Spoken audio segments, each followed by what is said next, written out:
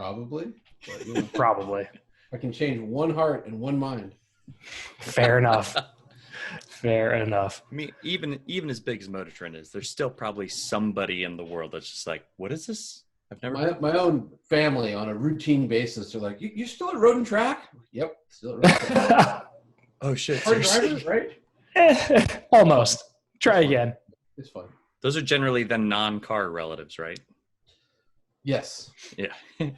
In their mind, they're all the same.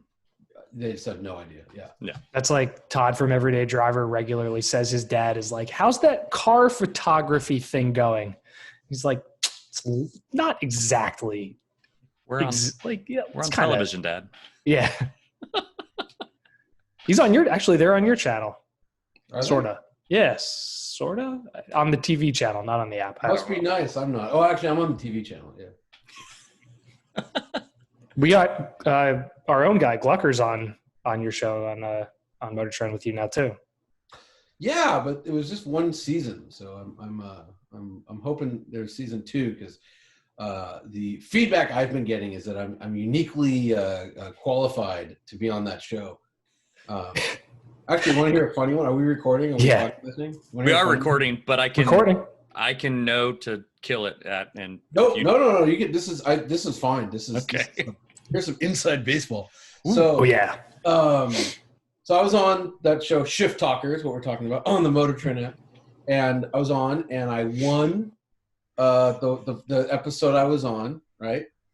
And then they had me back, and what they realized was, because the points are totally arbitrary on that show, it's just like somebody's like, oh, that's worth 4 points. Right. Like, serves as structure and yeah. And so yeah. if they upset me, then I'd really start crazy. So they awarded John Naderi 9 points for saying that Honda's the greatest sports car, or the greatest racing manufacturer of all time, which is, again, a preposterous answer. But they, even though I was totally right saying like it's got to be Ford or Porsche, like or Ferrari, history matters. Honda hasn't even been around for hasn't. Anyways, I'm relitigating it. I was totally fucking right. We're on your side already. Ford, yeah. Ford, you have to have name a great Honda win. No one can do it because they haven't won anything great. So I just went fucking crazy, and apparently all the producers were laughing because they knew I'd fall for that trap. And I was just they set it up. Oh boy. The whole rest of the episode, I was just like mercilessly Honda, fucking Honda. So, but anyways, I hope they do a second season because it actually was a lot of fun. And it was a good idea for a COVID programming. So they pulled like a Lincoln Project and got into your head in your own city to get you to make a decision to change your campaign manager? Yes. No, they just they know me and they're decent producers. I won't say they're good after that stuff. They're decent and they got some good content out of me. Yes. That's for sure. So I work in marketing by day, and I would say every 3 months we have the same conversation about like the best marketing is an emotional marketing piece. And that anger is an emotion. Getting you to be that angry about something was their goal. This is frozen bad. That's a good spot. That's a good frozen face. Yeah. If anger is an emotion, then those stupid Chevy commercials that they have parodied 100,000 times, they have done well. Have I done the super fast speed up yet? Yeah, the speed up hasn't happened. You've kind of jumped time. How about now? Now you're back. Are we looking at you're now? Back. Is it? We missed the marketing anger tidbit, but it's that anger is also an emotion. The best marketing is emotional anger. So the producers getting in Johnny's head and making him angry created a giant. Yeah, it was a cheap shot. The problem with doing that is people watching, if they don't know anything, they're like, "Oh, Honda is the best racing manufacturer of all time," which is of course. Like, they're maybe fifth, maybe fifth. Anyhow. That's the problem. Yeah, I mean, so they're cheating the audience long term for short term gain. In my head, all I can think of is like McLaren's powered by Honda. Like I know they had some good Formula One years. Yeah. No, that was his argument, was that Ayrton Senna happened to be in a Honda engined McLaren. and therefore they're the greatest because he had a good season. But it's like that's BS. They couldn't even Yeah. score. That's like saying like That's no. Bosch spark plugs are the greatest because they're in a lot. They're in everything. Yeah. Right. Anyways, So completely off topic for off-road, but it's not off topic. We have no topics. Honda is not the best in off-road racing, so there we go. Just to their entry is a modified Ridgeline. Mm-hmm. I mean, you could do a lot if emphasis on the word modified. So exactly, of course, very, very modified. So very modified.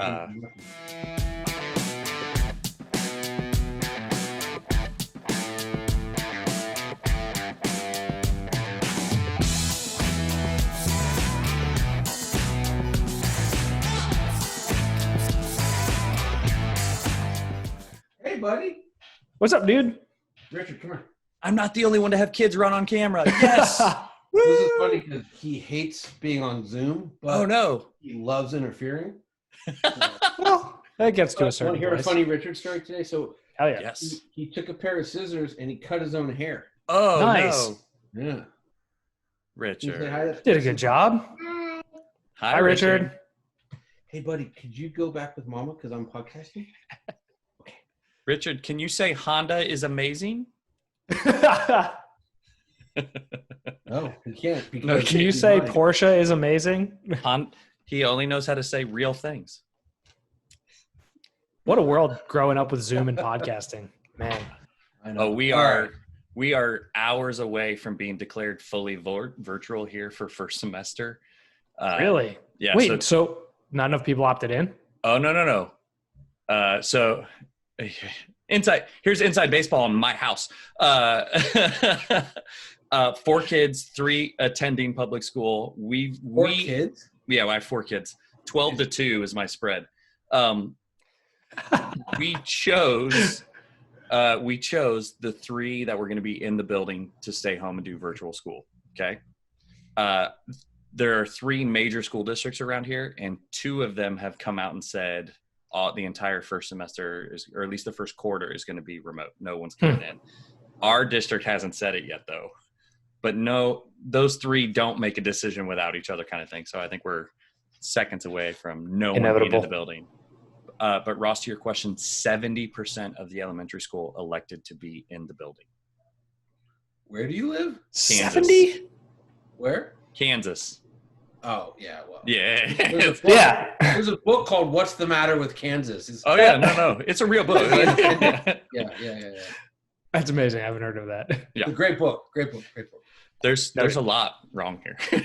It's shifting, but not fast enough. What's the matter? Adding to my reading list. No, it's really good. It's out of date. I mean, but it was written during, maybe 15 years ago. But it's still relevant. It's just the classic, like, how do you convince poor people that have very little to vote for tax cuts for billionaires? So yeah, that sounds like Kansas. Yeah, almost relevant now. Weird. Yeah. Okay, I'm gonna start really fast because otherwise I'm gonna go down that rabbit hole of grievances, and Johnny doesn't need to know any of that. He's already chosen a much better state to live in. Welcome to the Off the Road Again podcast. I'm Chris. Ross. Johnny. Woo! Way faster tonight. So as always, we were socially distanced before it was mandated. I'm in the Midwest. Ross is in Connecticut and Johnny's in California. So we're back to, we have all of the time zones again. Yep. Except for the one we're missing. Mountain doesn't count. It's just except for big time zone. Yeah. The best time zone. Yeah, so.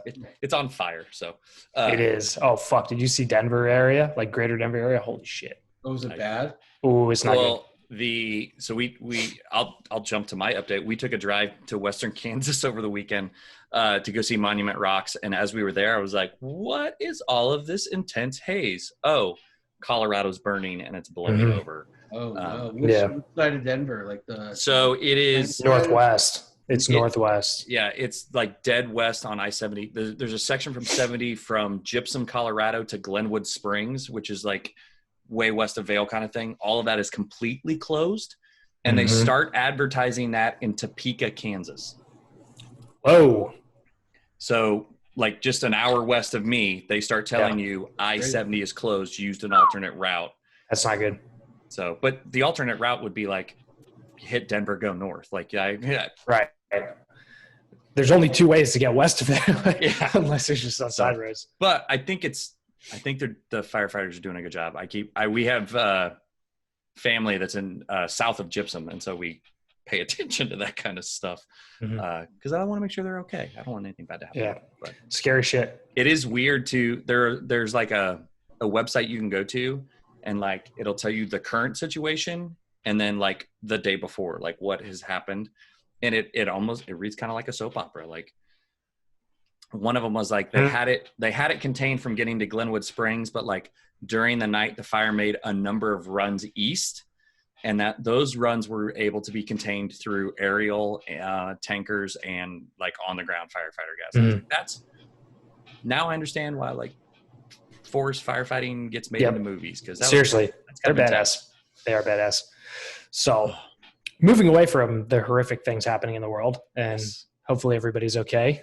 Jonny is joining us, and Chris and I have our own updates we can touch on later, but Jonny does have quite a bit of off-road experience, whether he admits it or not. So I admit it. You do. It's weird because a lot of the people we have on have driven, a wide swath of vehicles for review purposes. And despite not actually saying that they've done a lot of off-roading, they actually have probably done thousands of miles. Oh yeah. I've done the Rubicon, I've done Moab, I've done the Schuckel Mountain in Austria, the spiritual home of the G-wagon. I've done a lot of other stuff too. But yeah, I've done plenty of off-road. I just did some last weekend, 2 weekends ago. I went, had a Land Cruiser, the Heritage Edition, and we went. Had that a couple months ago. Yeah. We went up to Sequoia with it. It was good because we were staying in a place that was like 0.6 miles off the road on dirt. And then we were driving by Hungry Valley, which is a big off-road park. Yep. And I was like, I can't really give this back without engaging the transfer case. So we went to the 4x4 practice area, and they had like a cool frame twister obstacle and kind of a bumpy hill climb and some other cool stuff, like steps to check out articulation. So did all that with the wife and kid, and it was super fun. Yeah. How was the wind noise from the roof rack? Not fatal, but it's just I wouldn't have a roof rack. I mean, it puts weight in a bad spot. You're already removing the rear seats. That's exactly what I said. Yeah. So what's the point? And it drops the gas mileage from 12 to 11 miles per gallon. Yeah. So that's is that all it is? What? 12 to 11 miles per gallon? Yeah. I mean, I think the computer says 15, but it's like not even close. Yeah, they're about 12, and they have relatively small gas tanks. It seems, at least they used to. I think maybe now they're actually 24 gallon, but I think the 100 series, right, had like 18 gallon tanks or something in the U.S. I'm gonna have to remember that. Even so, 5,800 pound vehicle, with 380 horsepower. Like I think I'd probably averaged 11 or 12.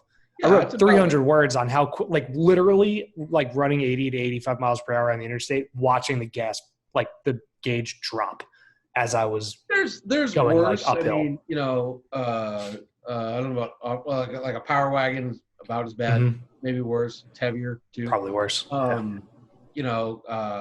Cadillac CTS-V, the second gen one, was worse. Mitsubishi Evo 10. Really? Oh my God! Like maybe 8 miles a gallon. Maybe. Holy shit! Really? That's that's a 6,000 RPM, and you're in top gear. Of course, yeah. Crazy bad mileage from that.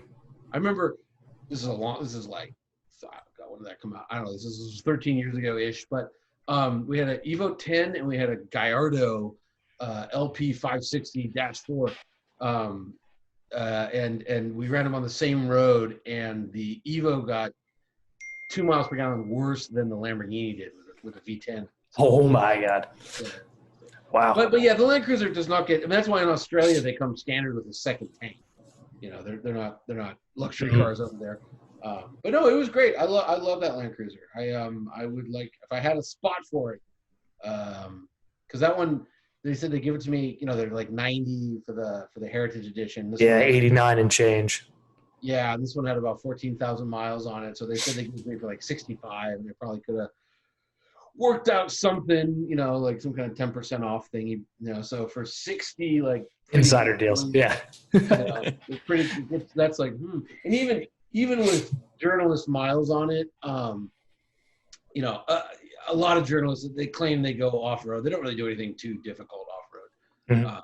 So I think it would have been okay. Plus, they're just indestructible. So I have a 94 that I'm trying to move on from. Yeah.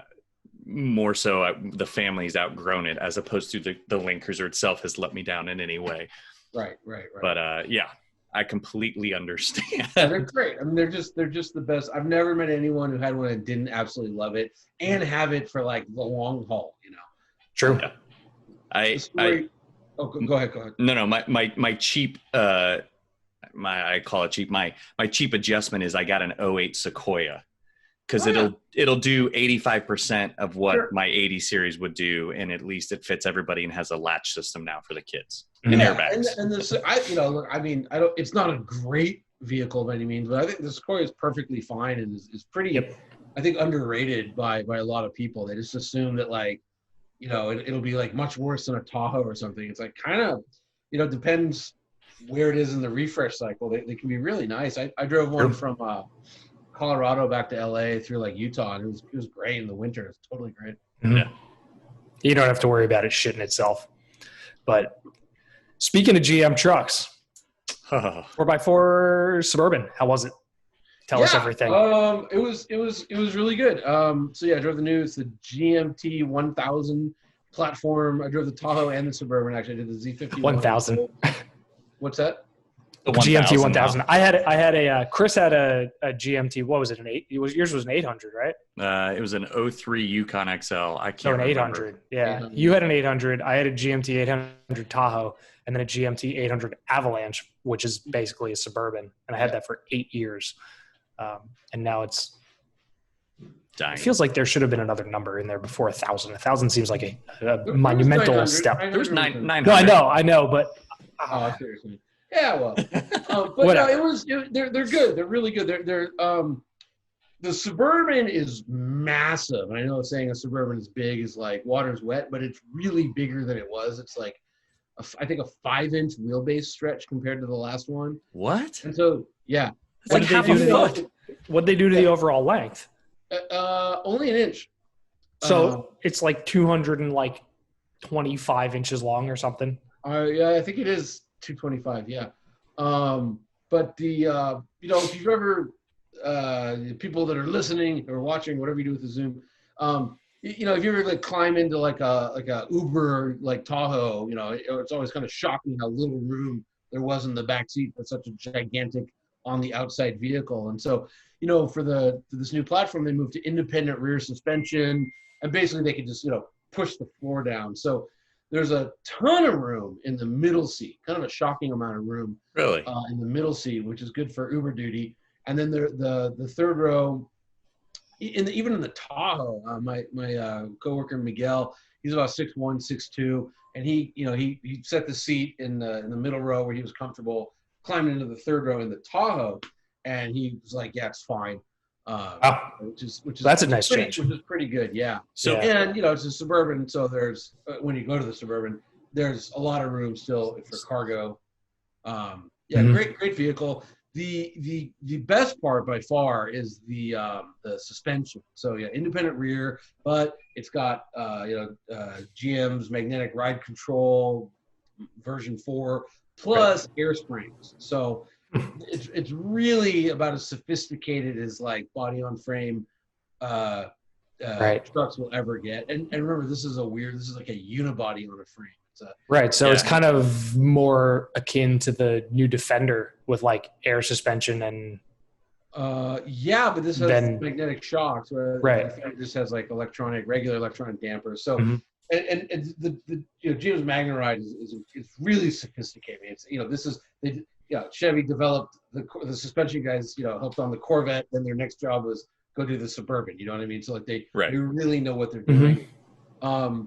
that was impressive. I will say, and I said this in my article, was that when an unloaded Suburban, because I was driving around by myself, and how often it's got a kind of a wallowy ride. I think if you were to throw a couple thousand pounds of people and stuff into it in regular mode, it would ride a little better. But there's a sport mode, which sadly is on this unmarked button. So if you're familiar with the Silverado, right? Yep. Okay. There's a big knobby thing you turn. Yeah, the dial. To the left of the steering wheel, and it says tow mode on it. In the vehicles I drove, it's unmarked. There is a button to raise and lower the suspension. It's a push.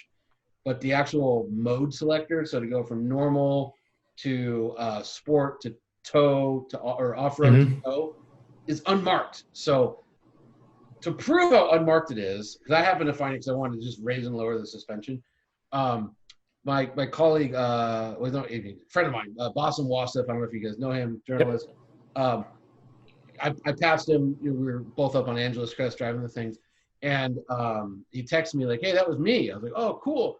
I go, "What'd you think of sport mode?" He's like, "What? There's a sport mode?" He was in the car for 7 hours reviewing it. Oh my God. And then the next day when I drove the Tahoe with Miguel, I said, "Listen, I challenge you. We're doing an hour loop, I challenge you to find sport mode. You're a professional automotive journalist. You work for MotorTrend. I challenge you." We couldn't find it. So then Miguel and I park, and we get on a conference call with like the chief engineer of GMT 1000 and like the chief of suspension, and we like kind of unloaded on him like, why General Motors? Why do you hide your best technology? Like, if you climb into a Ferrari, right? There's that little Manitito knob, which exactly. Yeah, the red dial, that's the like actual focus of the cabin. If you're in like the AMG with the selectable modes, you can see it from like 20 feet behind the car. Right. It's a giant yellow knob. The Corvettes and Cadillacs and Camaros, they have the same, even better technology. GM is amazing. My Corvette had one knob. It was sport and tour, right in front of your face. Yeah, but this for a Camaro, for instance, you have to double click, and it's not even a double click. It's a down, up, down in the right tempo and hold it. And that when you're in track mode, you have to be in track mode first. None of this is labeled anywhere, right? Oh no! So you have to go to track mode, then you down, up, down, hold it, and then something pops up, and then you use another control to cycle through the modes. And I'm like what? You literally have world-class tech, and it's like they're like ashamed of it, or they're worried about legal. Anyway, so he goes, yeah, we hear what you're saying. We actually have a new part in production, so hopefully by the time the customer cars roll out, it'll say modes or something. Is it GM's awkward version of the red key from the Hellcat? Like, like instead of handing the valet the black key, they just hide the sport mode? No, it's just it's a cultural thing there. Like I remember, we do our best driver's car program every year, and I remember when the C7 was new. I think we had the Grand Sport of the Z06. I can't remember which one, but one of them was new. And so when we're at Laguna Seca, we invite all the engineering development teams to come out and watch what we're doing, because they never get to go to Laguna Seca. And, they want to just make sure everything's going. The cars break when you put them on a track. Anyhow, so they're like, what do you think of our like awesome new car? And I'm like, come here. And I made them sit down in a Mercedes. And I'm like, look at this. I'm going to go from normal to sport to race mode. Ready? Click, click, done. And one button. Now, here is yours, and they're like, yeah.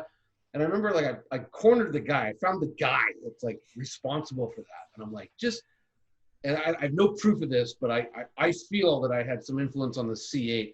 I said, what did we do great when it came to like knobs, right?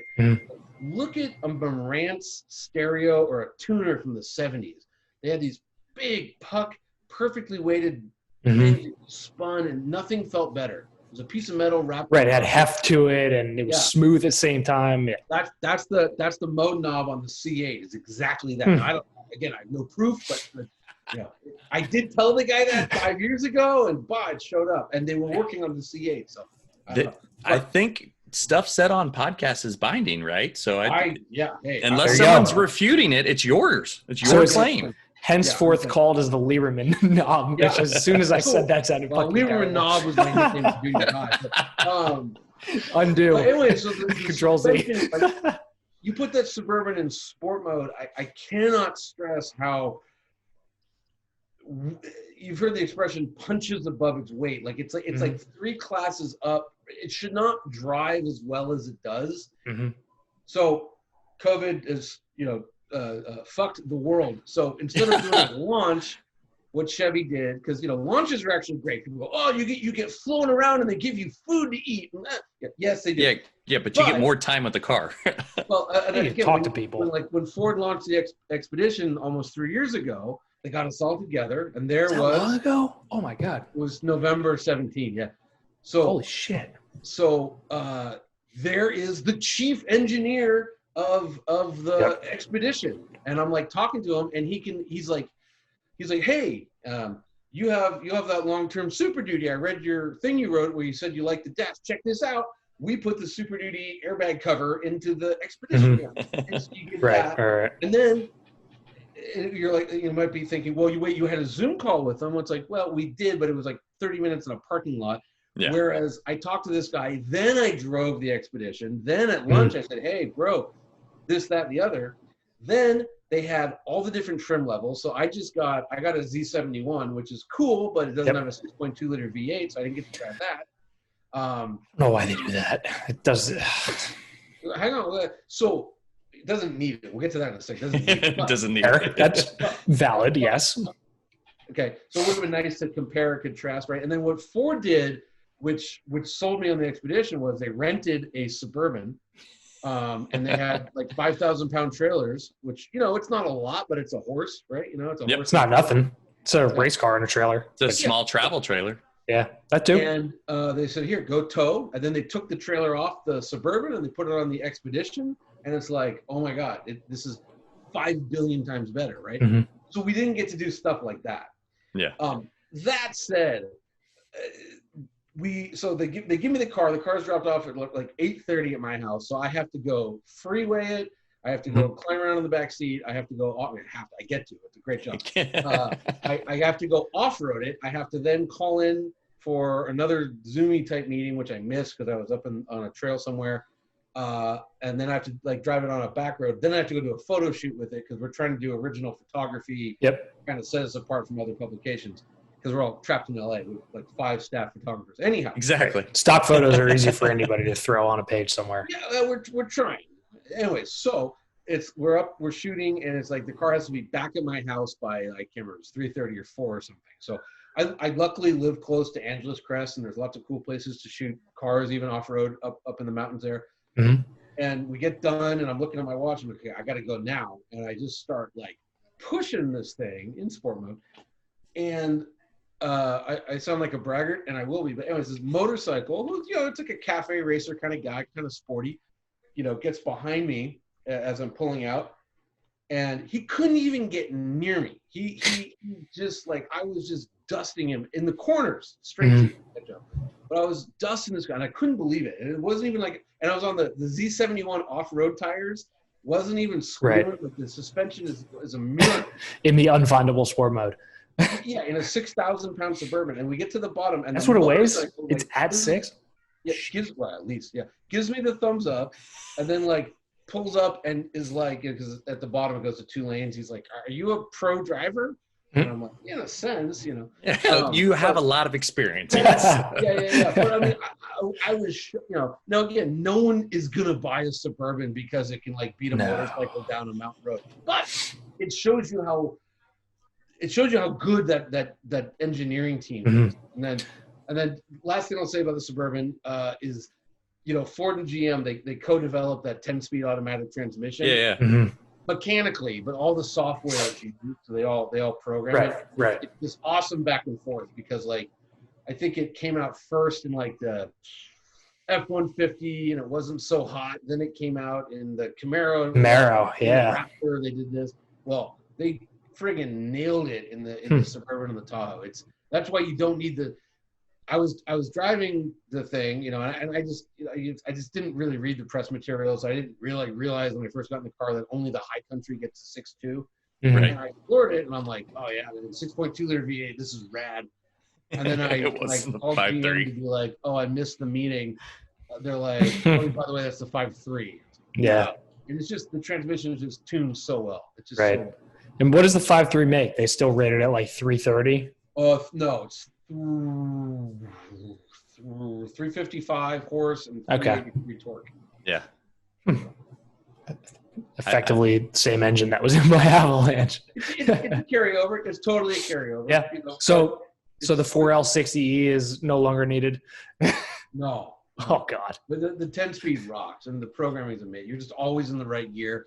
And the way they do it is, I believe, like gears like 1 through 6 are super tightly spaced, and then 7's 1-to-1. It could be 6's 1-to-1. I can't remember. And then everything above that's an overdrive. Just overdrive, yeah. Yeah. So, but like for acceleration, it's great. Again, it was an unloaded Suburban. Man. If you're, but you could get a diesel. So if you're towing, you know. True. You remember that RST that they did with the Tahoe? It was the 6.2 with like, I don't even know if it had anything other than like an exhaust and slightly better suspension. But if they did that with the new stuff, it'd be kind of hot. Yeah, I mean, I think they're still figuring it out. I mean, I can't remember 100%, but I heard like the Z71 will be the only trim you can't get the diesel, which is like kind of, come on, don't do that. Why? Yeah. Well, I don't know. I want to weigh them. You know, our test.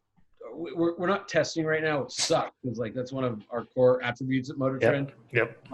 We're going to be able to start testing soon. Just the place where we test, they have all these COVID policies, and like we have to have like a COVID cop on site and we just don't have the manpower for that. That was interesting. Yeah, it sounded kind of like a motorcycle starting. Assuming it was a child. My 3-year-old was playing with the machine gun. But interesting. anyway, so I bet you what they'd say is that like, you know, the diesel probably weighs significantly more, you know, than even though it's a 3-liter than like the V8. So, you know, for off-road, it would be bad. And like, I'll give you a Power wagon. Like the Raptor, the Super Duty, the Tremors. Yeah. There's like a 900-pound weight difference between the 7.3-liter gas V8 and the 6.7-liter diesel engine. That's a fucking huge number. It's a huge number, and it's all on the nose. And I drove them both back-to-back off-road. And like the gas one off-road blows the diesel away. The diesel's better everywhere. I mean, don't they also throw a winch on the front of those Tremors too, don't they? Like those are that's optional. It's not the power wagon. Optional. Okay. Standard, even so, like people look at off-road stuff, and I mean, we can tangent this into the new Ram T-Rex or TRX or whatever it is, but all of the off-road, not all, a lot of the off-road trucks are just getting heavier and heavier, and people who go off-roading, you see on all the forums and all the YouTube channels, it's just loading shit up. Weight is bad off-road. So an extra 900 pounds up front is really not a good thing. And it was super noticeable. So I bet that's what GM's excuse will be for not offering it this year. I bet you that there will be demand for a diesel Z71. But I remember, you know, Jethro Bobbington, my former co-host, we did a Power Wagon. Kid's taking a bath. So now there was a machine gun and now there's a Velociraptor. Is that? My wife's just stabbing him. So it's Jurassic Park in the back of your house right now. You know, we did a head to head. We did the Ram Power Wagon versus the Chevy ZR2. Right. And going in without giving it too much thought, because I never have time to. I'm not very good at thinking. I assumed the Power Wagon would slaughter it. I was just like, done deal. Power Wagon got detachable roll bars, and you can lock this. Right. And the ZR2 is better in every way. It was more capable on like big chunky boulders that were loose and moving because it weighed less. The Ram would like it's probably got 2,000 pounds on it. Oh, it was more than that. It was 2,700 pounds. Was that was a gas ZR2 or a diesel ZR2? Oh, diesel ZR2. Oh, diesel ZR2. Yeah. Oh, wow. And it had that much weight. Holy shit. I think the gas ZR2 sucks. Yeah, the 3.6 is not good. It's a shit engine, and I've never seen an engine that pairs worse with a transmission. The diesel. Oh, the 8-speed in that ZR2 is fucking terrible. Yeah, well, but the 6-speed in the diesel is perfect. I mean, Yeah. There's another, but here's another one, right? So Chevy, they nail the ZR2. Like if you said right now, go buy a truck, that's what I'd buy. I'd buy a ZR2 diesel. But like they could put a V8 in it because it would fit. And they could, like they could put a manual. They could do. They have all this shit laying around, and they could make this, and they could sell it for more money. They put the 5.3 in the Colorado at the end of the old Colorado's run. Yeah. They future-proof for V8. They do. And by the way, a small block isn't that much bigger, if at all bigger, than that 3.6. I think that 3.6 is 90 degrees. It'll fit. So it's just like, oh, they're just, and again, everyone's like, oh, so what's GM going to do now that the T-Rex is out? It's like, nothing. They're going to. Yeah, they don't care. They're going to say like, oh, here's an AT4. They ignore the space. Right. They don't. Yeah, and it's yeah. I mean, here, have a Blazer. Ram ignored it for way too long. How could you ignore the Raptor space? Anytime your competitor has a vehicle that's selling over sticker where used ones are worth more than new ones, like get into that space, invade it. You're in the money making business. You're not in the we don't want to rock the boat business. Like did 6.2 Raptor prices go up when the new ones came out with the twin turbo V6? Oh yeah. Yeah, they shot up. People went crazy, I think that was something I assumed and never researched. Yeah, there was. I remember I was at Galpin Ford in the Valley here, which is the largest Ford dealer in the world, and they had 3 used 6.2s that were over 70. What? And 70? Yeah, used 3, and they was there. They sold them all to. They were all going to China. And they had a new Raptor which hadn't had the markup applied to it yet, and it was under 70. So wow. I mean, a good clean low mile 6.2 Raptor's still like 40, 45. Yeah, which they've been out of production for what, 4 years, 5 years? It's been a long time. Yeah. And look, I mean, I've driven them both. The V6 is better in every single way, and it's quicker, and it jumps better, and it's faster. Doesn't sound. It jumps better is important. It is. Yeah. It's hugely important for those. But it doesn't sound quite as good. But there's also a lot of like bullshit machismo, like I've got to have a V8. I'm a real man. It's like, come on, knock it off. I think that falls into toxic masculinity. Or just bone. I don't know. It's toxic. It's just bonehead. It's like, really? You want a worse truck because of cylinder? Right. Yeah. Like, right. Okay. Like good for you, bro. So. Yeah, because that's the same twin turbo V6 that's in the Expedition, right? Like, kind of. It's the Lincoln tuned one, so it's the one that's in the Navigator. So it's the 450 horse, 510. The most you can get in the Expedition is the Platinum. You can get 400 horse, 480 torque. So it's tuned up. I borrowed an Expedition Max, and so when you were talking about the suspension on that, so like we literally loaded everybody up to go to Colorado right as the pandemic was beginning. Got to Colorado, had our reservation canceled, and was like, you know what, maybe this is more serious than we thought. Turned around, went another 8 hours home, got home at like 4 a.m. But that truck was so easy and nice to drive that I didn't have any issue. Like I was up till 4 a.m. Then like I'd been up for 22 hours driving for 16 of it and just didn't care. And again, I've driven that car extensively. Both the Max and the regular Expedition. Like the telling you the Chevys blow it out of the water. Suspension. Wow. So okay, I'm still processing this. The new Suburban suspension you're saying is light years ahead. Well, not light years, but like is better than the Expedition Max Platinum. Is better than any truck on the market ever. I mean, like magnetic, right? Look, there's a reason like why Ferrari turned to AC Delco, but there's a reason why Ferrari uses it. There's a reason why Lamborghini and Audi use it on their high-end sports cars. It's that good.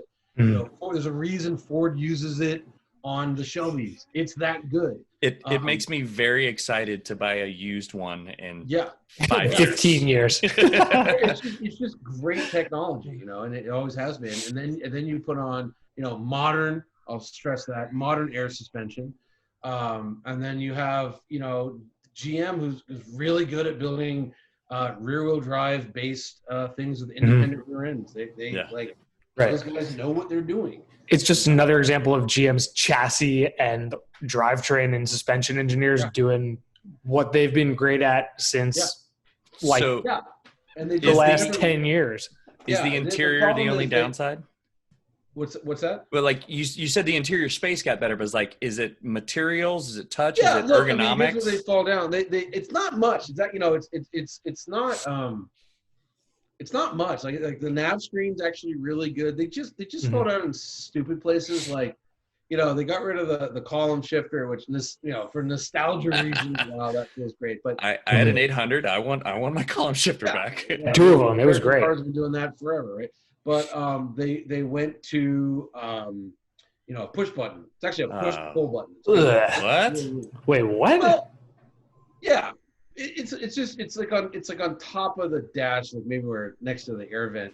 But okay, that's fine. Ford does push button. It's fine. Aston Martin does push button. No big deal.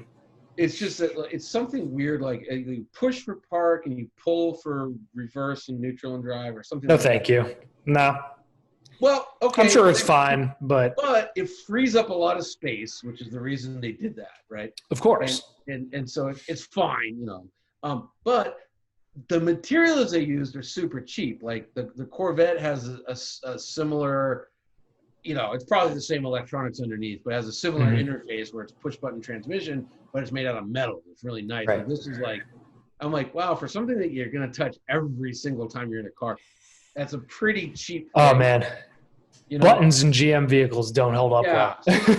and I remember like it was I was getting the PR spiel and they're going like, oh well, this is $3,000 to $4,000 less than a Ford. I'm like, spend it. On an $80,000 to $90,000 rig, because they seem to price up to that. I don't know about 90, but like no, you could totally get a 90. I had a high country. I wound up in 3 of them. Don't ask. I had a high country. I think it was 85,000. Oh shit! You probably could have done more. But yeah, I mean the Suburban I had was 79. God, that's oh my god, money, man! They've been creeping up for years, but and the Fords are priced the same way, Of course. So this leads me to something like I turned 40 this year. My wife and I do well. We have day jobs. I can do this in the evenings, but like that to me, that was like crazy luxury car money. Like I know that inflation's a thing, but like I don't know how I can go find that much money to buy a new one of those. Like 84-month financing. Even with 84-month financing. Well, I think the thing is you wait a year and, Ford and GM, they always put 10 grand on the hood. They do start at, I think 49,000 for the Tahoe, which is a lot. I mean, you can get, that's a lot. It is. Yeah.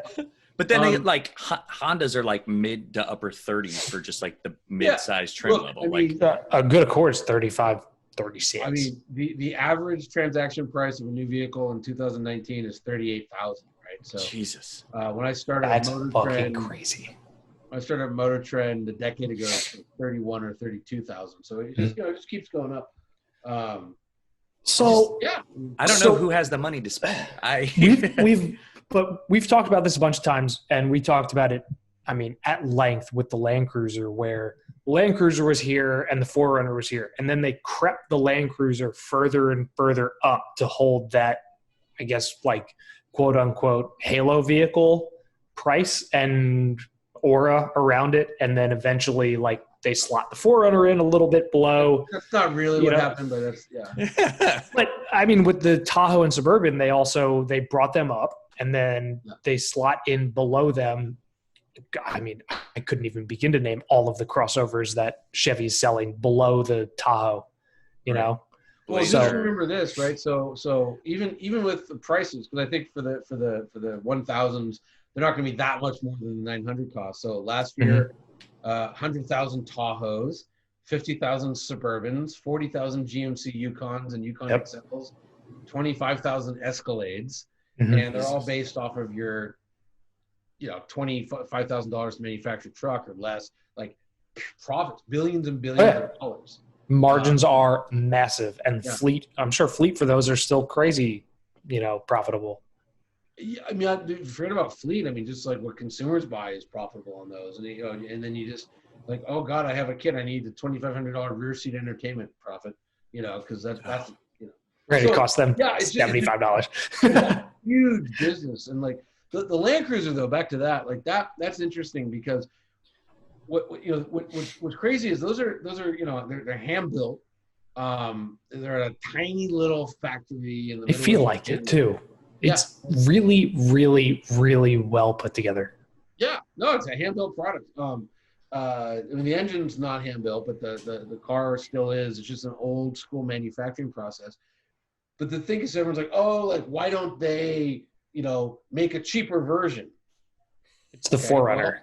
Well, no, because It's not hand built, but does. No, but like they sell 3,000 a year in the U.S. every year. No matter what, they sell 3,000. They sell 4,000 Lexus LXs every year because that's the max capacity the factory can do. Why would they lower the price? They can't build more no matter what. Impossible. They can't do it. So they spend no money on marketing, no money on advertising, and they are guaranteed to sell 3,000. Now, according to my sources, the Land Cruiser is going away from the U.S. market. They're like, look, if we're gonna be locked into selling 7,000 of these vehicles, let's make them all Lexuses. And so they can that way they can. So they make 15 grand more a vehicle. 10, yeah, 10, but, okay. but times 3,000, Exactly. That's a lot. I'm bad at math. It's 300 grand for doing nothing. Just changing badges and some front fascia. Yeah, and then but I have a feeling, and this is pure hunch, that I have a feeling that like 2023, end of 2022, we'll see the next generation, the 300, if they call it that, of the Land Cruiser.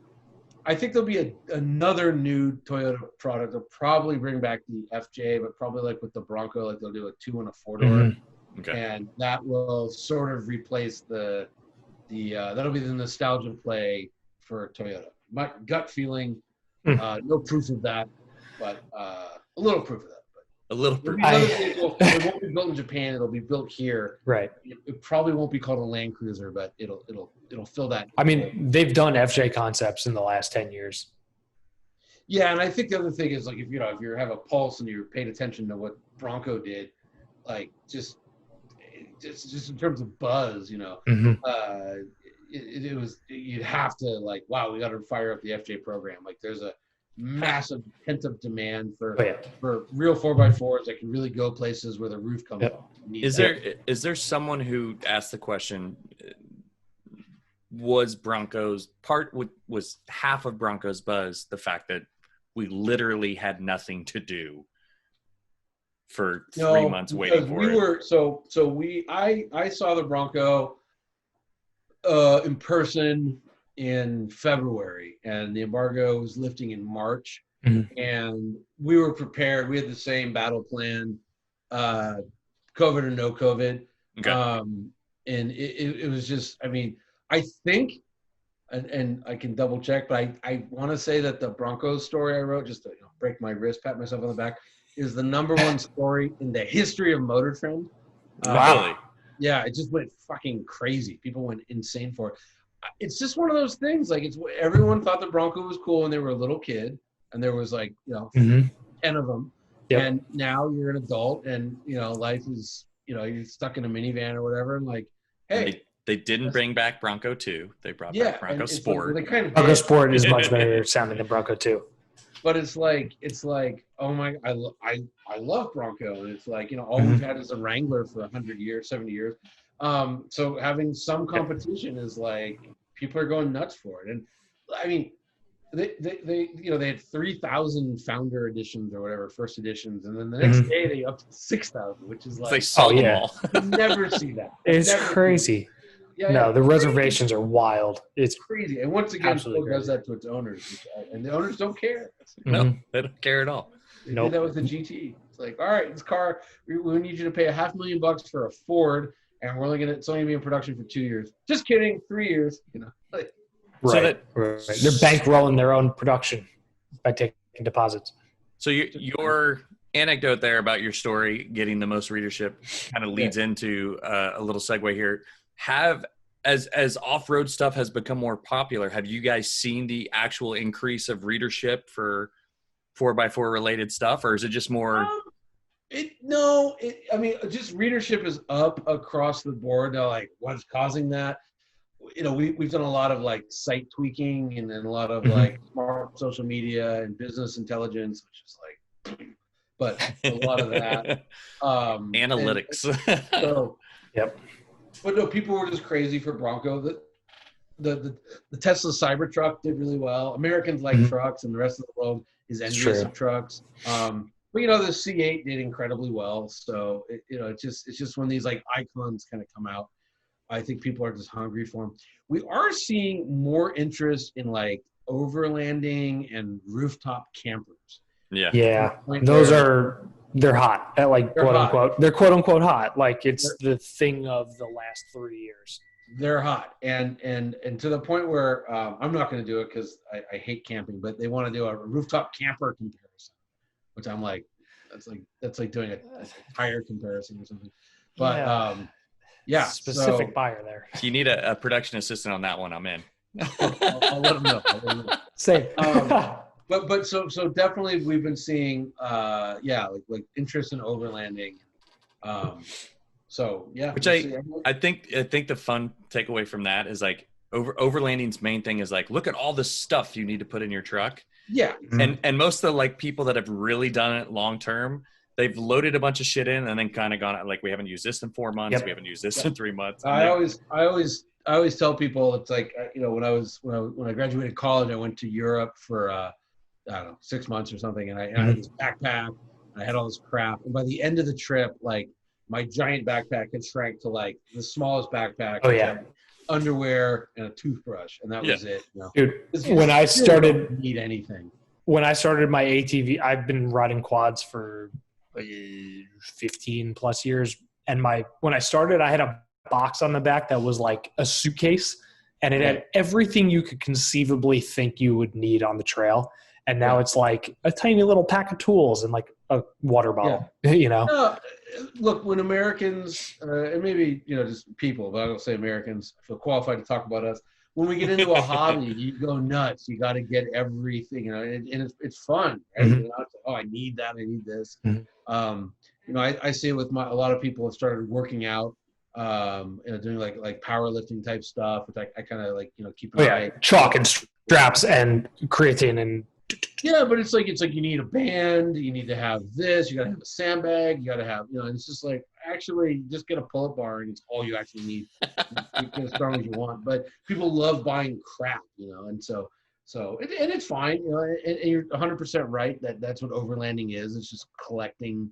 People love buying overlanding crap. Yeah. And it's, really, you just probably just want a vehicle with no doors and you can just go wherever you want. Right. Oh, no doors. I mean, I just spent a week with Wrangler Unlimited Rubicon, like crazy outfitted in terms of the option, like the spec sheet, and it's $60,000, and it's like you could easily go online with your credit card and then end up with $100,000 vehicle that you're just going to go onto the trail and break, Sure. And I mean, Jeep doesn't want to hear that, but they just released that concept that looked like it had way too much shit on it. Oh, the Gladiator. The Gladiator concept. They had 37s, like far out. I mean, 37s, like you need Dana 60s. You can't. I mean, you can do it on 44s, but. I think the T-Rex TRX is proof for 37s. Like I think I was reading. You could it has a spare tire under it, and you can it's a 35 from the factory. It'll take a 37. They have enough room. That's crazy. And so they'll probably sell it on 37s at some point. That is a Dana 60 in the rear. So in the rear, that's fine. It needs it. It need that much power and those tires. It needs it. In the same vein, I can remember when the JK Rubicon on 285s was a big thing, and now the Bronco, you can get 35s off the showroom floor. Yeah. But they only say And not, Goodyear, and not Goodyear. on, what's cool is not on the high trim level. You can get a close to base one with the Sasquatch, although you Right. lose the manual apparently, which is. But no manual. Instead. Yeah, I think they're going to correct that because remember, what Ford is also really good at is we saw the Bronco in July of 2020, and you'll be able to buy it in July of 2021. You know what I mean? They always, they always, they you know, it's like the GT500 was coming out for 12 months. You know, it was like, it's just so they love doing that. They're very good at hype. Ford's very good at that. Mm-hmm. That's we had those conversations from March to when we finally saw it. We talked about that quite a bit. Like they'll drag this out as long as they can. That's all anyone's talking about. I can't even tell you, like, you know, because like I said, I forget the original embargo, but then it changed, and then we went out. I went out with Sean Holman from, you know, Four Wheeler or Truck Trend, and we looked at it in early February because it was freezing and raining when we saw it, and then you know, you guys were in jackets. Yeah, then they moved the embargo. Then they moved the embargo. Then they moved the embargo. They moved the embargo to OJ's birthday, and then they undid that. Yeah. Unfuck their fuck up. I thought that was great. Why not? And we all did. We were like, we were talking about it again. All you got to do is say nothing. You know, like Ford just had to be like, no, it's July 9th. You know, that's when the embargo lifts. Who's this OJ guy? Just don't even say that. Just July 9th. You know. Well, there is the conspiracy theory that believes that car chase is what killed the Bronco. Well, what show is it? Oh, it's Arrested Development, you know, where it's like, you go to a Ford dealer, it's like, are you still selling the Bronco? It's like, no, man, OJ killed that. Hey, this is the Escape. Right. Very clever in the marketing department. Yeah. I love that show. Well, clever writers, but so maybe, but it was also like, you know, just that sort of vehicle was on the way out. Like nobody buys full size two-door, yeah. SUV. You know, it was just dead then. The Explorer basically made it obsolete because it had the 4-door, and everyone's like, this is way easier. I don't have to have my ass out in the rain when I'm putting kids in the back. Like, Right. There was a 2-door Explorer through like early 2000s though. No, it was more than that.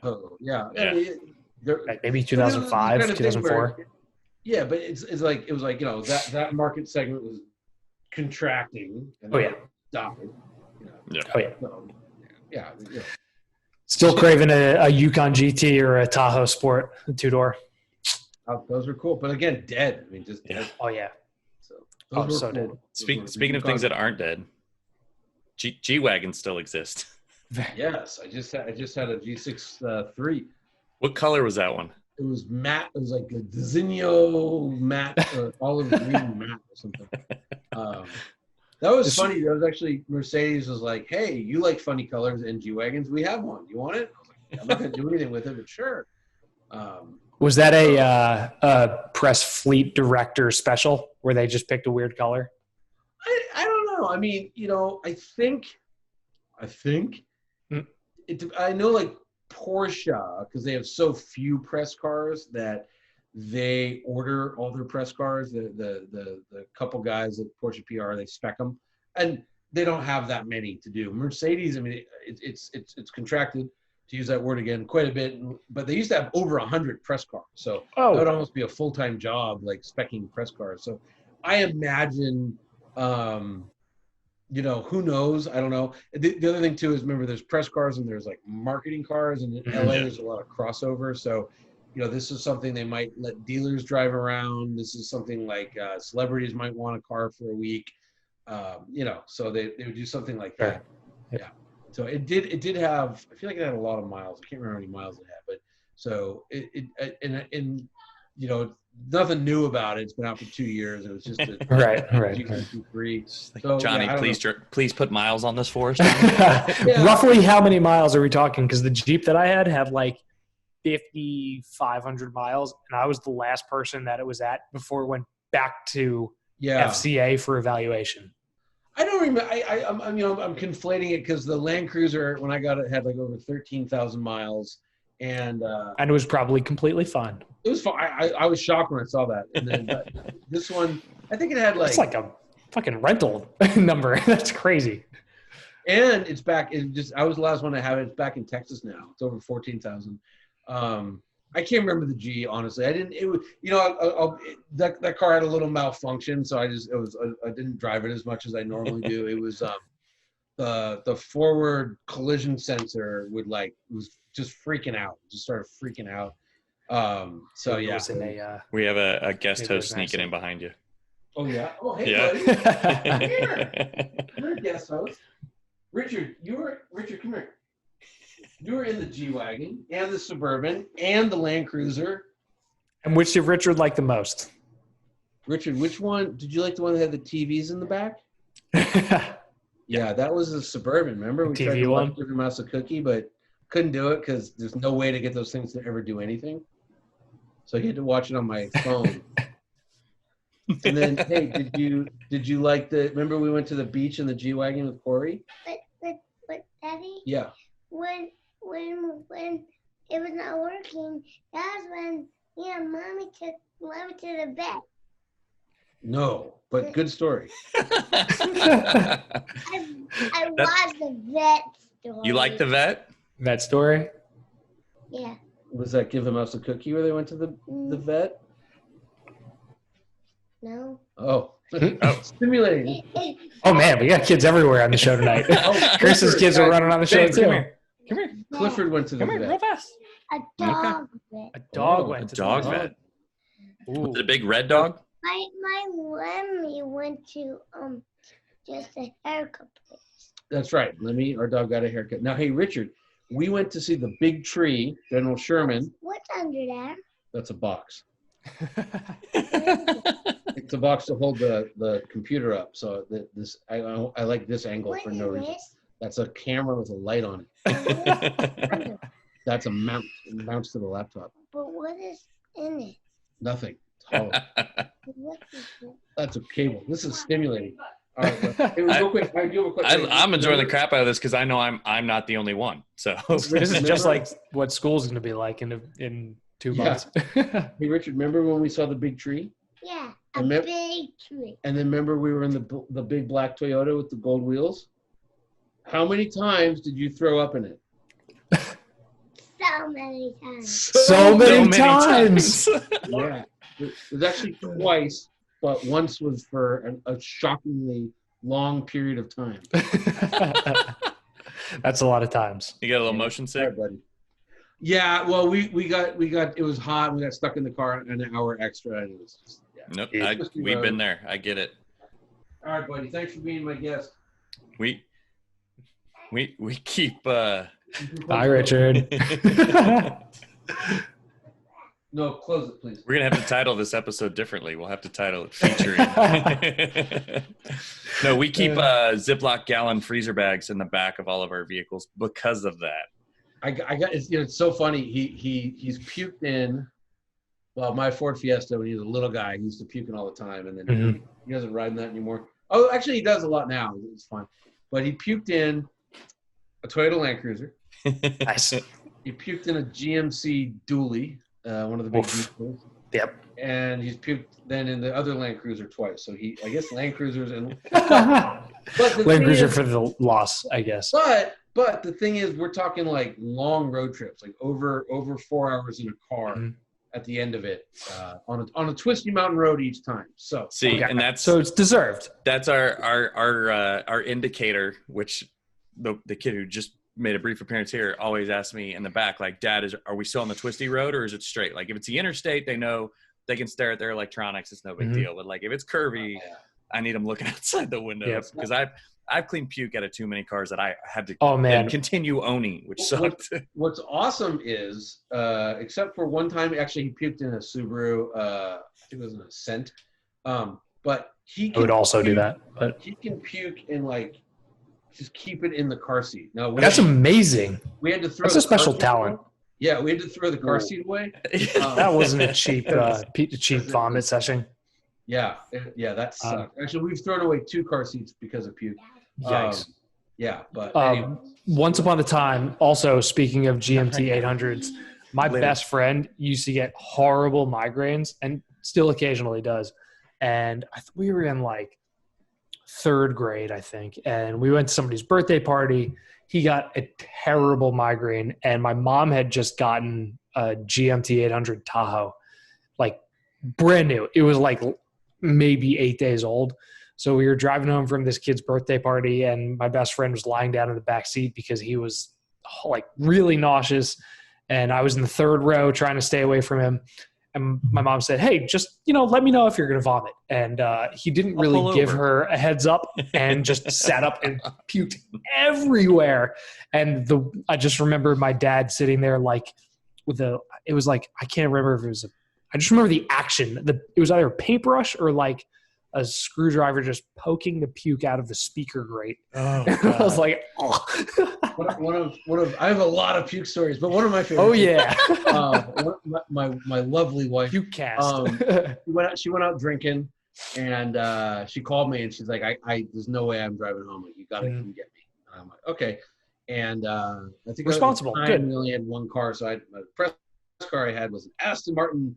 I think it was a DBS, right? So $3,000, right? And she gets in the car and she's really happy to see me. And then once her seatbelt's on, she's really mean, right? Just you. And I'm like, listen, hey, if you're gonna puke, just tell me now. I'll pull over. But we're about to get on the freeway. Once we're on the freeway, she's like, I'm fine. Right? And then literally like touch the on-ramp, making a left, and just let loose. Orange whiskey. Oh.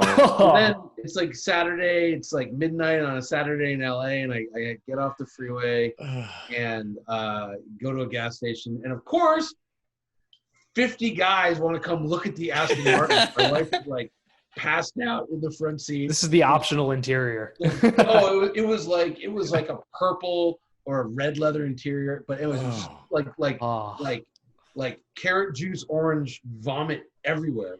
And so I run into the thing and I grab like napkins and whatever, squeegee, and they're all coming over, and I'm like, no, bros, guys, like, not now. Like, this is not good. I'll see you at Cars and Coffee later. No. And I never told Aston Martin. Now they've had 2 CEOs since then. Okay. And I've been friends with the last 2, but I actually paid out of my own pocket, which I hate doing, for press cars, $300 to get the interior just like clean. Yeah, that had to happen. Yeah, it was bad. That was really bad. So that's pretty funny. But my wife has only ever puked in 2 press cars. That's probably a pretty low percentage. I'm glad I'm not in PR for a lot of reasons. Right? Yeah. A lot of reasons. It's funny. almost thankless. Oh, it's totally thankless. Yeah. Your manager's always going to be mad at you for whatever you didn't get done, and what comes back to you is just. Mm-hmm.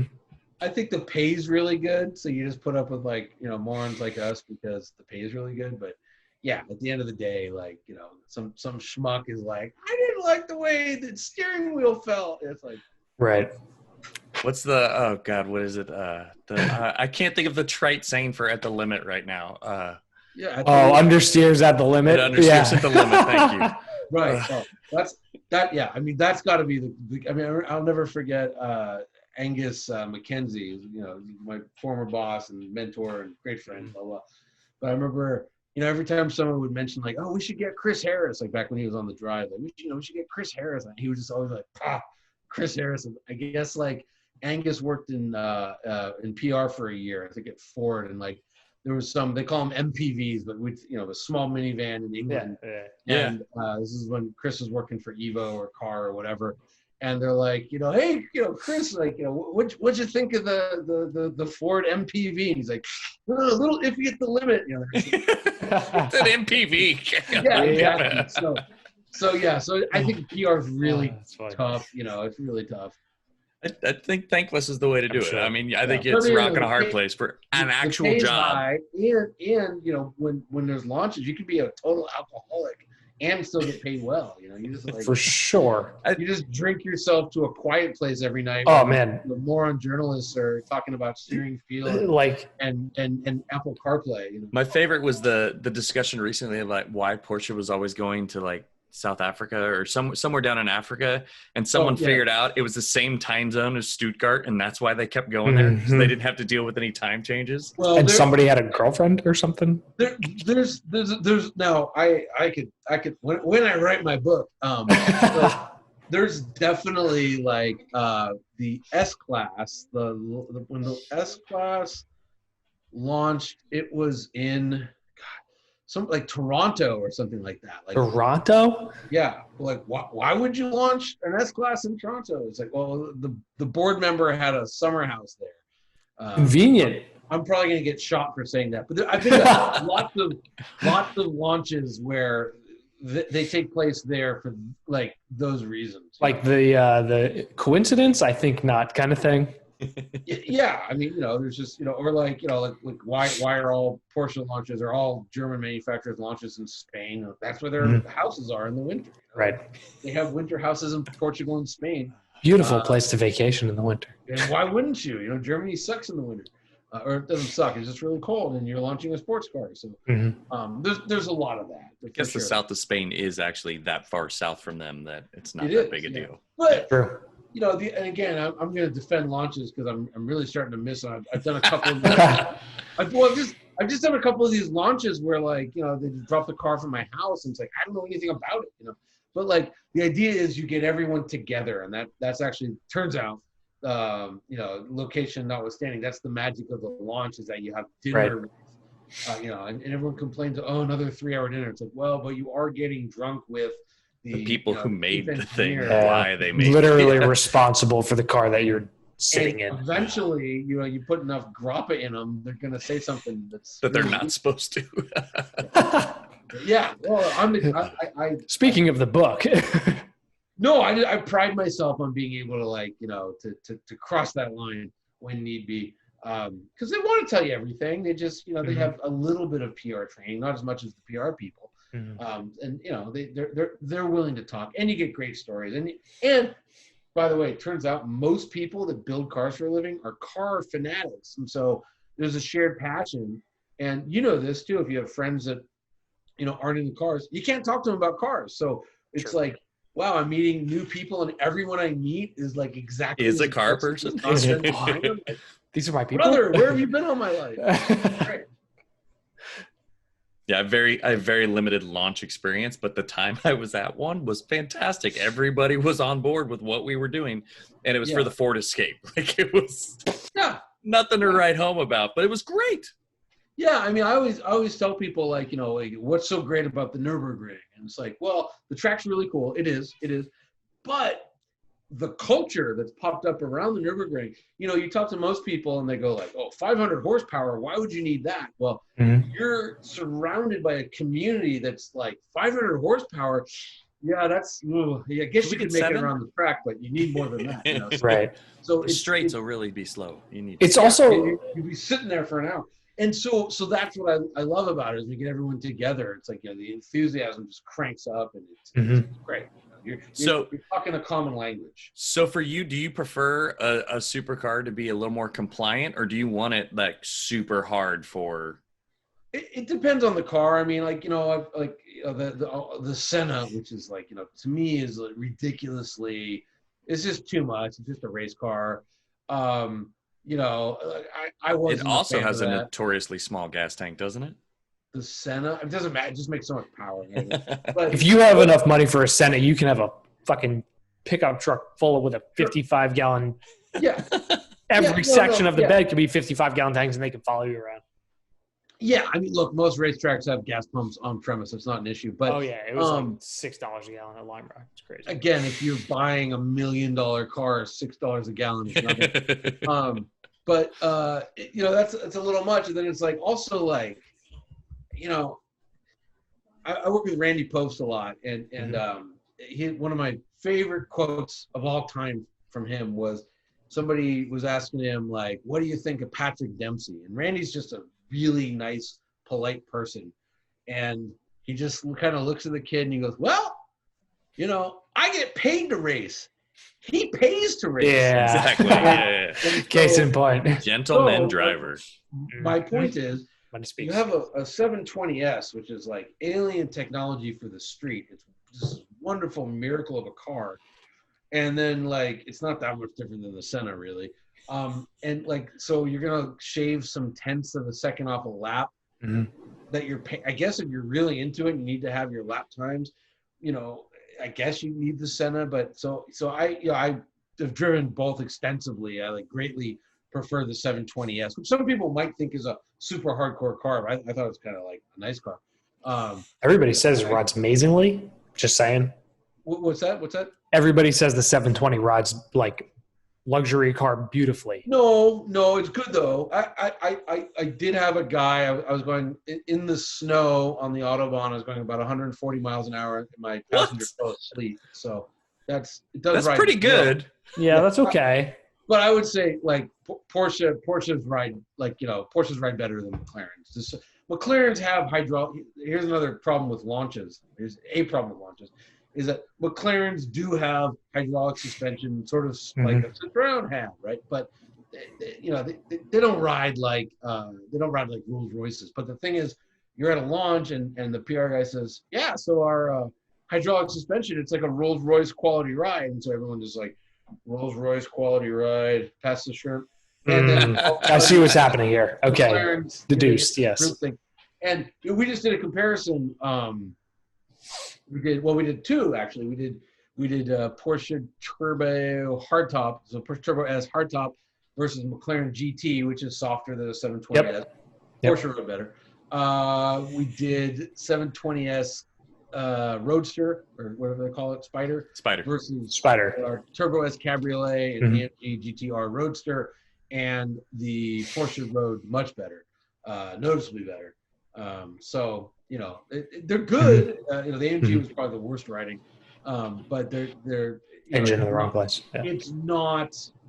Porsches are better. The secret of the 911 is actually the damping, believe it or not. So anyway, sounds right. So I like good cars. I mean, I think I just actually went live today on MotorTrend. I'll do my plug. The 991 is out of production, but the 991 Speedster I think might be the greatest car ever built by human beings. Ooh, I've seen one and only one, and it was very few cars I've ever seen that were prettier.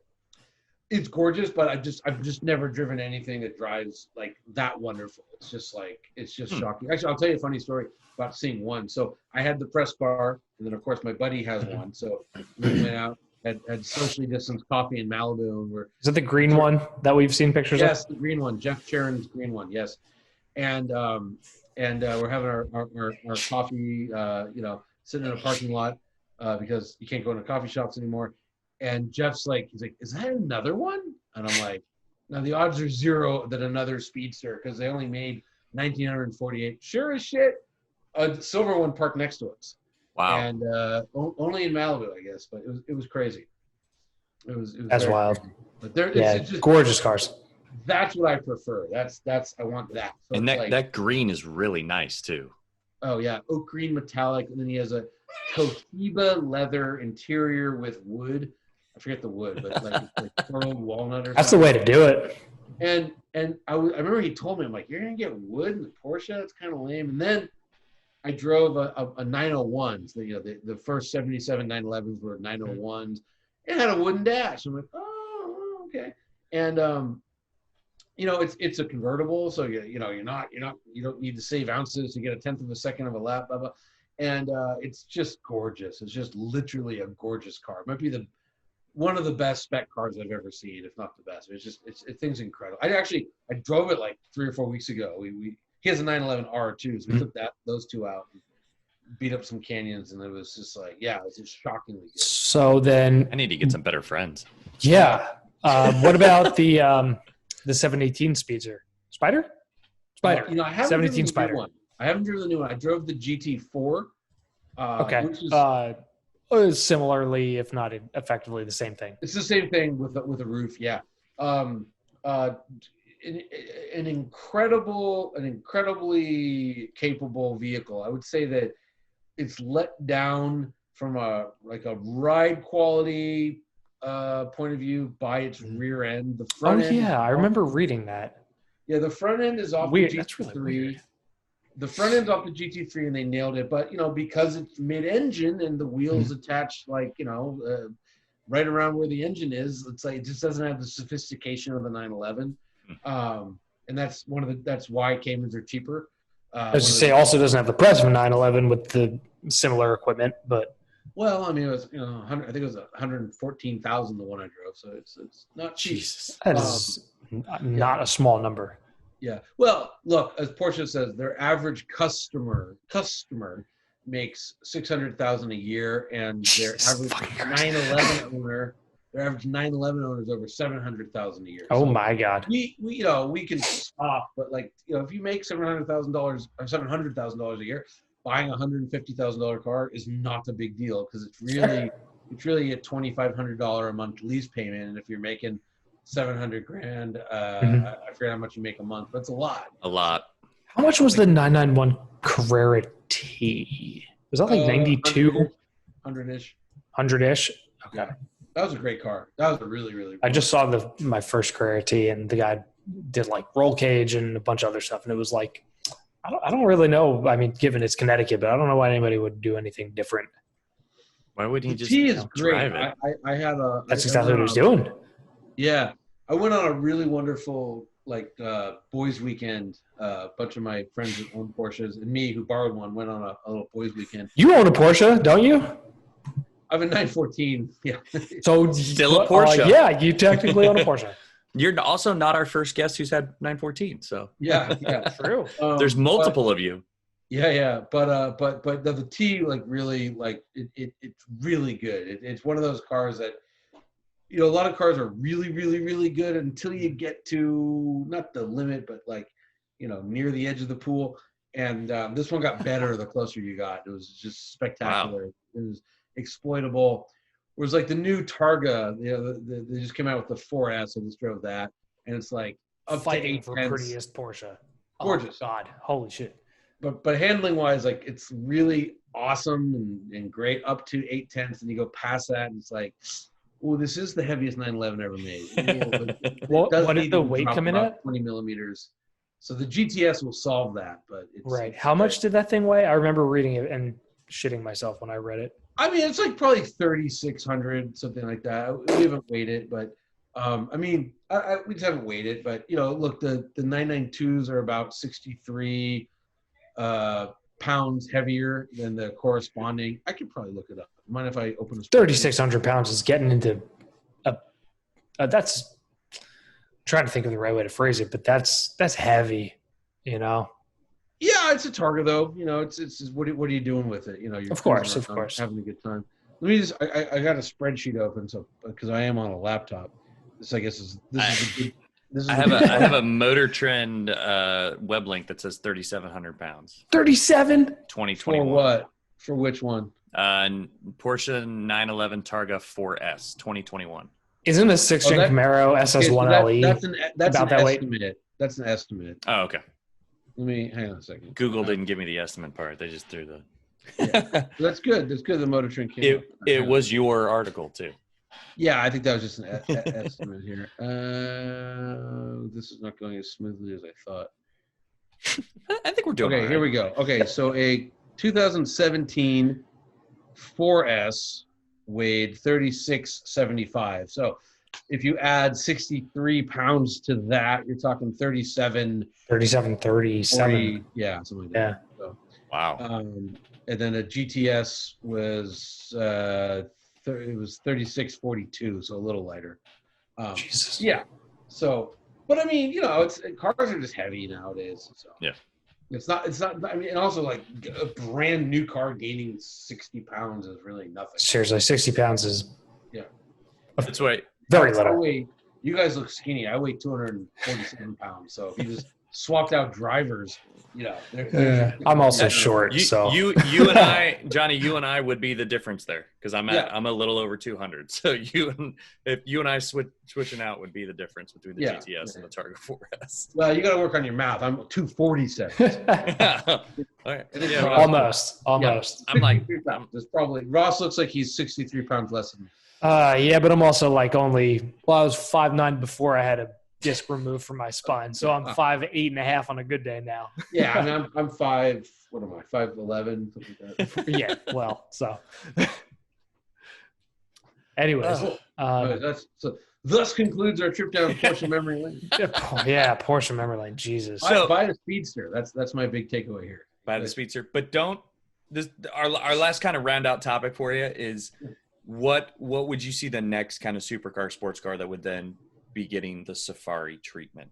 Porsches have been like crazy. We definitely wouldn't do it to a Speedster. No, Farrah's all over that one. So, well, not the Speedster, but the Safaris.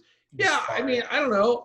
I don't know if any cars need to be safari'd. I was actually the 914 I have, $500 car. Do something fun with it. And I looked into for about a half second doing a safari, and uncharted territory because there's never been a 914 safari. There was one factory rally 914. Yeah, it wasn't raised all that much. Hold on. So I was like, oh, that could work. And I was like, why would I do that? Just restore the car. It looks amazing. Yeah. I don't know if you need the safari cars. I don't That wasn't raised at all. It just had lights. Right. Yeah. It's like the orange one or something. Yeah, orange with like huge pods. Yeah. So I don't know. I mean, I don't know. Let's Nissan GTR Safari that. Yeah. I'm not picking this up. Who hasn't done that? Why haven't we done that yet? That makes a lot of sense. It does. Great all-wheel drive system. Really, really sophisticated. Plenty of power. Hand-built engine. Already weighs 2 tons. Exactly. Why not make it weigh 3? Yeah. I'm in this ridiculous Facebook group, and this has made an impact on me because I haven't gone on Facebook in over a month. But there's a couple guys who are putting Safari group. Yes. And there's a few people who have taken like 2009, 2010 370Zs and thrown like 1-inch lift blocks on them and like 28-inch general AT2s and are doing like rally, quote unquote, rally 370Zs. It's like, if they're getting down to like 10 grand for that, it kind of makes sense. Like if you're going to rally a sports car, $10,000 for, an FRS or a 370, like at least a 370's got a good engine. I saw somebody, this woman, Emmy Hall, had a rally. She was on our show. Yeah. Oh, okay. So she had just bought it. Yeah. Safari Miata or something. Yeah. She briefly tried to convince me to do that to my Miata, which will never happen. Yeah. No, it should not. I don't. I don't know. I don't quite. I mean, Safari 911s are just kind of neat, but I don't really see I'm not sexually attracted to them the way I am to GT3. I understand that. Yeah. That's fair. Yeah, I like we didn't really talk about it, but like that TRX, now that's an off-road car. Yeah, we went down a quick rabbit trail on that because my brother has a Ram Rebel, and Chris said something in our Slack chat for Hooniverse the other day, like, oh my God, I saw a Ram Rebel towing. And earlier that morning, my brother had sent me a Ram Rebel, his own truck towing a trailer with his side-by-side on it. And then I sent him the TRX, and he was like, I could sell like my kidney and buy it, and I should. I think they announced a non-supercharged version of it, so just have the Did they? Yeah, or they're going to. I probably just broke some embargo, but I mean, it makes all the sense in the world. Yeah, they'll have a 392 version of it, but this will be a week out.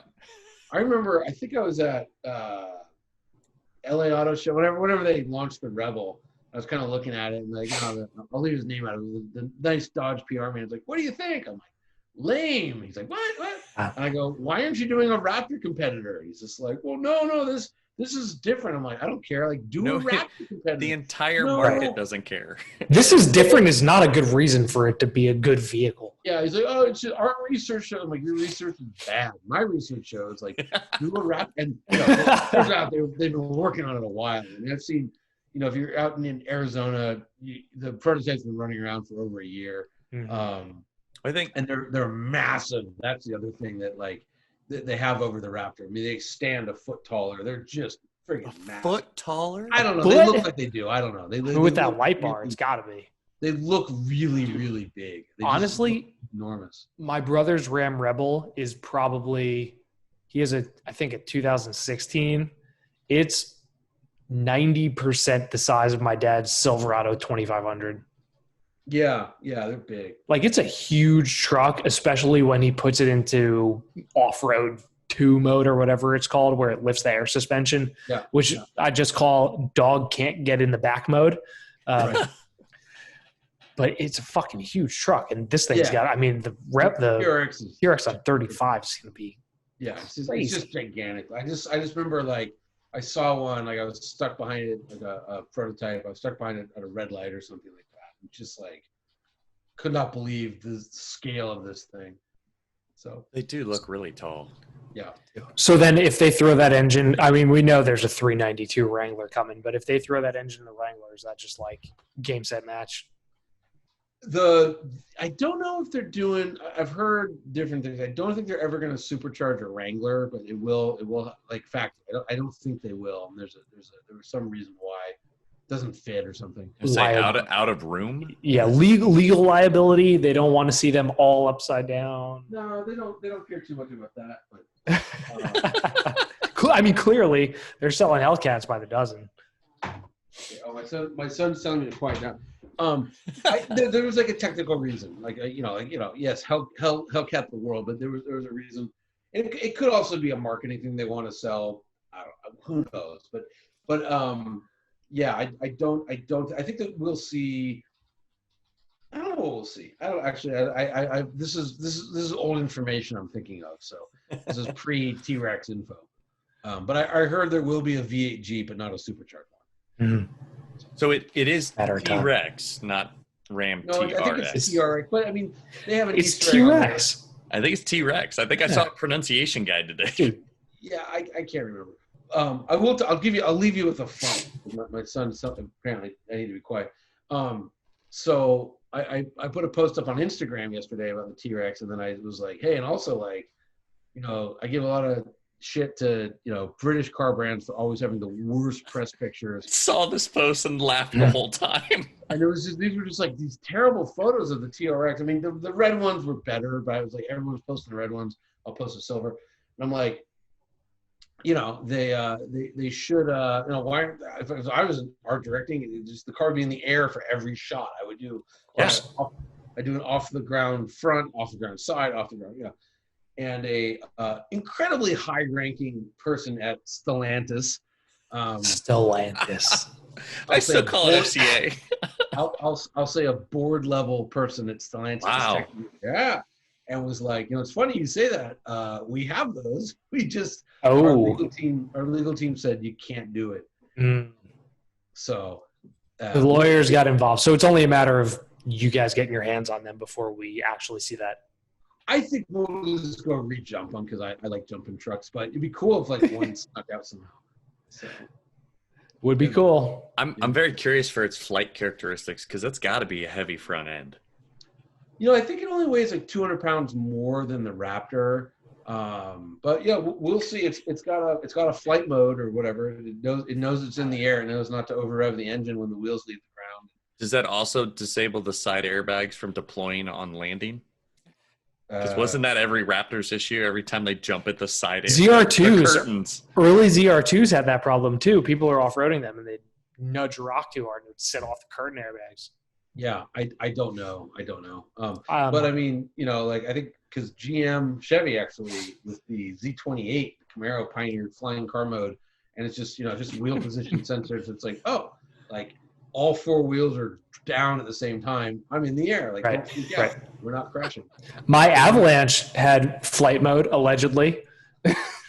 Yeah. It's because you put it in the air. This was when this is how long ago the Z28 was being developed. It was before they shaved like Flugplatz at the Nürburgring. But cars used to catch a lot of air there. Mm-hmm. And that was pre-GTR crash? I'm not sure. It might have, but it might have actually been after Flugplatz with that crash. Mm-hmm. They shaved off 2 mounds. But anyhow, the stability control was just getting stymied there. I just kept thinking the car was crashing or something. So they had to invent flying car mode, and now Ram is using something similar for the T-Rex, which is awesome because That's fantastic. cars should fly. Should they? We have the technology. I mean, I make them fly. I did watch a video today talking about the new America's Cup yachts and how they're literally just flying boats now. They don't they have a foil in the water and you get the sail in the air and the hulls even the cross pieces are made to produce lift. It just as cool as race cars are, race boats are so much more interesting from an engineering element. I'll have to get back to you on that. Yeah, gonna have to loop that. Cannot confirm. Maybe on that I should let you go. Well, watch some videos. I don't know. I don't want to keep your son up too late. So no, I should go. I'm more not here. But it was awesome, guys. Thanks for having me. Absolutely. Thank you for coming on. Thanks, Johnny. We appreciate it. It's good to have plug you. Something. I wish I had something to plug. But your 9/11 article was very interesting. MotorTrend. Right. You want to go to MotorTrend. MotorTrend. M. All right. Not Car and Driver, not Road and Traffic. None of those. You're not going to see me on those sites. Exactly. Nope. I won't be doing any of those. So. Yeah, when the rooftop tent comparison comes around, I'm definitely on board. Yeah. I'm not doing it. We won't force you. I like flush toilets. That's one of my favorite things about being alive in the era we're in. Get on that camper train. And I'm gonna try and shorten this. On our long trip to Kansas and back, I felt like every other vehicle we passed was towing a travel trailer. And so I started looking up some of the name brands and I was like, oh, there are only 3 companies that make all of the travel trailers. Of course. But they'll be like, look at our brands. And there'll be 17 brands. I'm like, why do they all have different names? Yeah, man. Gotta sell. It's like being a part of the Volkswagen Auto Group. It's all these different brands, same people making the same stuff. Anyway, we'll wrap it up. All right. Please rate and review us on iTunes if you're still listening. I think we only have one. I think it's Jeff. We have more. I checked recently. Really? Were they negative or good? No, they were all very good. There's 7. Okay. Like and subscribe on YouTube because we're on YouTube now because I post the videos because why wouldn't we? Now you can see Johnny do thumbs up. But if you're listening, you couldn't. So go see it on YouTube. Johnny's also on YouTube. Johnny is also on YouTube. Kind of still. I'm sort of on a video hiatus. Oh yeah. Right. Well, you also exist. I'm more of a professional podcast guest. Is that on the business card now? Yeah. Top of the resume. 7 podcasts this last 2 weeks. So. Holy shit. My favorite thing was last week we put out Matt's show when Matt was with us. And it was the same day that Spike put out his show with Matt as his guest. Yeah, exactly. Yeah, Matt. 2 places at the same time. Oh man, Matt is a little floozy having his own podcast and just being a guest on everyone's podcast. Dude, if you can turn it into making stuff work, you should do it. Seriously, I'd have him on too. Hustle recognizes hustle, right? Touche. So you can find Johnny on Instagram at Jonny Lieberman. There's no H in Johnny. Exactly. He's shaking his head no. No, that's right. Sorry. We're on YouTube. That's right. Jonny. That's right. Yep. You can read what we write on the Hooniverse, the real Hooniverse on Instagram, and every now and then Ross is on Everyday Driver. Ross is not like the one from Friends on Instagram. I'm at Overland Dad, Twitter and Instagram, and that's it. That's our show. We're done. Chris is king of plugs. So thank you guys. Sounded terrible. We didn't do it for 2 weeks, so we gotta do it. Oh, the plugs are good. It turns out those plugs are actually they work. People people want to be told to do something. So you do. Visit, like, subscribe. All those things apparently work as much as we hate saying them, but yeah. Also, check out Rebel Kicks. Don't forget our intro and outro music is by the band Rebel Kicks. Yep.